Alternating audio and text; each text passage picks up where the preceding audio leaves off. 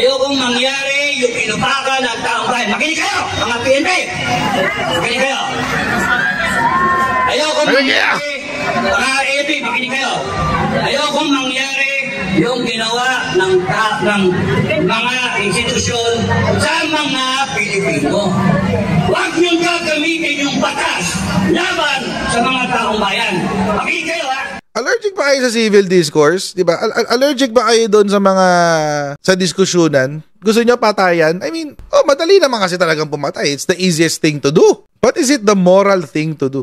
Ang nakakatawa mga kotsero dito sa sinabi ni Dado dito. Sabi niya sa mga nagrarally, pag kayo sinaktan, pag kayo binambo, bla bla bla bla bla bla, tawagan nyo kami, bla bla bla bla bla bla. Ayaw namin may isang Pilipino na masasaktan. Ngayon mga kotsero, meron kasing mga content creator na katulad ko na sumusobra sa kanilang pagiging mainit. So, ano nangyayari? Dahil sa sobrang init nila, nakakasuhan tuloy sila. Kaso is life. Kaso is real. So mga kotsero, halimbawa natin, etong si Dado. Ayoko siyang tawaging captain because I think he's a disgrace to every retiree in uniform. Halimbawa itong si Dado. Ano nangyari? So kanina, kinasuhan ng sedition. Ito nga mga kotsero, yung nakakalungkot. Alam nyo kung bakit? Kasi dati ho siyang army captain. Alam niyo naman mga kotsero, ako, at lagi ko ho itong sinasabi sa aking live stream, mataas ho ang respeto ko sa mga nagsilbi sa ating bansa. Lalong-lalo na sa mga sundalo. Alam niyo kung bakit? Kasi ho, ang mga sundalo, mga kotsero, ang puhunan nila sa kanilang trabaho, buhay ho nila mga kotsero. Salamat sa iyong serbisyo. Ganyan ang parang kung sana nga ang kultura natin sa Pilipinas, parang sa Amerika din, na kung saan mataas ang kapag may nakitang nagsisilbi sa gobyerno, nagsilbi pala bilang militar, merong pabati, binabati pa, thank you for your service, di ba? Halimbawa, pag nasa restaurant at nalamang sundalo yung kanyang kausap, nung waiter, nalamang sundalo nung kanyang pinagsisilbihan, magpapasalamat pa yun, thank you for your service. Kasi nga ho, mga kotsero, buhay ho kasi ang puhunan ng mga sundalo. Kaya ho, nakakapanghinayang na may mga miyembro ng ating hukbong sanggatahan na mukhang nakalimutan na nila yung kanilang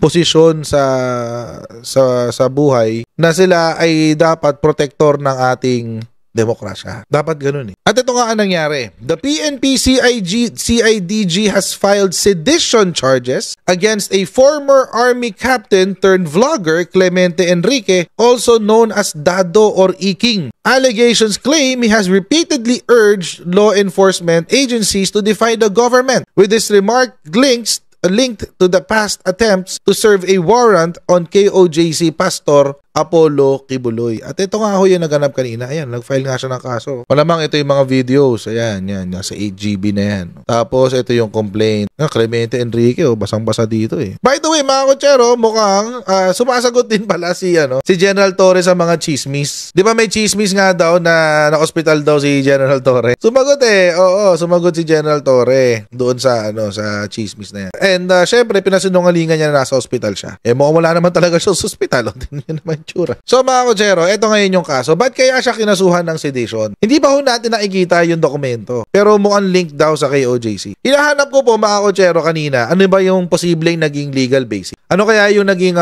potential na offense ni Dado? Wala ko makita.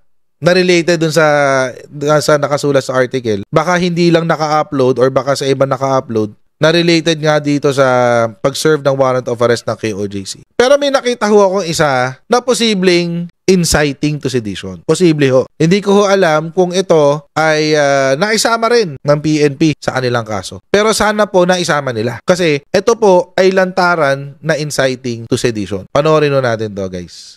Ayokong mangyari yung inupakan ng taong bayan. Makinig kayo, mga PNP! Makinig kayo! Ayokong mangyari, mga AP, makinig kayo. Ayokong mangyari yung ginawa ng mga institusyon sa mga Pilipino. Huwag niyong gagamitin yung batas laban sa mga taong bayan. Makinig kayo, ha? Kasi galit ako. Ngayon, ayaw ko na isa dito masaktan. Ayoko na isang Pilipino ito masaktan. Tandaan nyo, ilagay nyo sa utak nyo. Ang sino man masaktan sa inyo, tawagan nyo kami ni Buhay. Ganyan na nabitan. Tawagan nyo kami. The moment na may isang Pilipino rito, ang masaktan, isa lang ang requirement ko. Strike one lang. May isa lang pokpokin dito, may isa lang itilgas dito, may isa lang iposas dito. I will declare a people's revolution. Oh, people power daw. Kung ayaw ninyo ng taong bayan, kung ayaw ninyo ng taong bayan, ay magalit sa inyo. Kung ayaw ninyo, umalis kayo, lumayo kayo. Your purpose here is to serve and protect. You protect the people. Hindi yung kayo ang mangsasakit sa tao. Hindi yung kayo ang mambabambo, magtitirigas kayo. Subukan nyo, isa lang. Alam nyo ba, that's my first order. Isa lang ang saktan dito, sabihin nyo sa akin. Tatayuan namin kayo. Isa lang. Meron dito, it will be in effect a people's revolution. And babalik ako sa gobyerno. Mag-a-apply ako sa gobyerno. Babalikan ko kayo lahat sa gobyerno. Mag-a-apply ako janitor.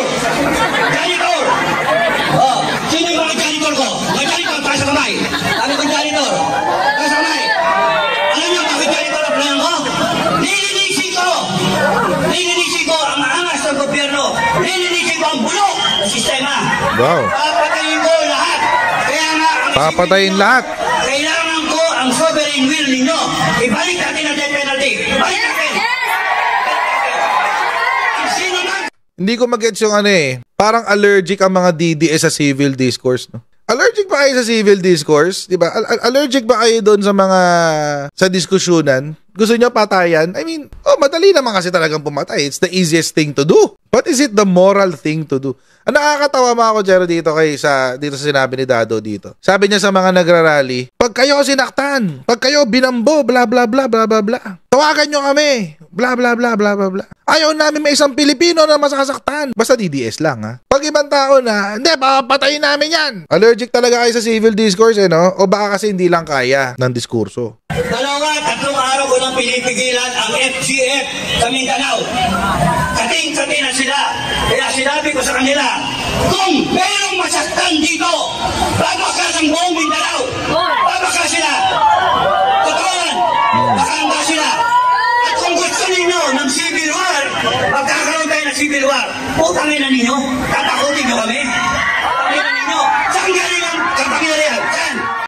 Kung gusto rin ng civil war, nag-aahiyato ng civil war, yan. Harap ka sa prosecutor, ha? Panindigan mo yung mga sinabi mo sa prosecutor. Baliwang wala. People of the Philippines, sa taong bayan. Sino nag-aproba ng konstitusyon? Taong bayan. Sino ang sumumpa sa konstitusyon? Presidente, down the line. AFP, PNP, Presidente, Vice President, Senator, Congressman. Lahat kayo sumumpa that you will uphold the Constitution. Anong ginagawa nyo? Bakit ito binababoy? Tama ba na ang mandate ninyo ay kumampi kayo sa dadating? Tama ba na kumampi kayo sa magdanakaw? Sa mga boya? Tama. Kaya kung ako... Tama! Ang bobo na baka DDS, man. Sabi ni Dado, tama ba na kumampi kayo sa mga adik? May sumigaw, tama! Ang bobo talaga ng mga DDS, guys. Pangit na analogy ni Dado kasi pwede mong balikan, eh. Oo, bakit? Yung spare tire mo, flat din, eh. Kung sinasabi nila na yung gulong na sasakyan natin ngayon, flat, paano kung flat din yung spare tire mo? Ano nang gagawin mo? Papavulcanize ka na. Nakakatawa yung pagsasabi niya, I will declare.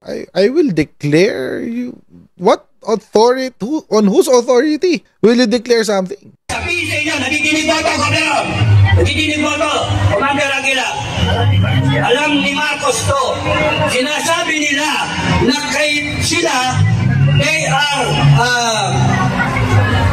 na-address nila ang kanilang suporta kay Bongbong Marcos. Ang KPL, all 20 million, sabi ni Commander Aguila. So, suporta sila sa FGF, Filipino Guerrilla Forces. Suporta sila sa paninindigan namin. Kaya huwag kayong matatakot. pagka may nangyari sa inyo, I declare a people's revolution. Bumalik kayo dito, magkarampas kayo. Bumalik kayo, may kutsilyo, itak, bambo, tubo. Sinong tinakot nyo? Ako ba kayo? Mag-invite kayo ng mga kababayan sa tipon-tipon pino para magkasama. Sinong tinakot nyo? Takot ba kayo? Lahat dinadaan sa angas. At ito pwede mo tong i-file as inciting to sedition. Lalo yung parte na sinabi niya na pag may nasaktan dito, balik kayo bukas, magdala kayo ng itak, pambambo, etc. etc. Well, that's already actually an act of violence. Alam nyo mga kotsero, yung mga ganitong klaseng utak, these kinds of people have no place in civil society. Dapat nga, di na sila pinapakinggan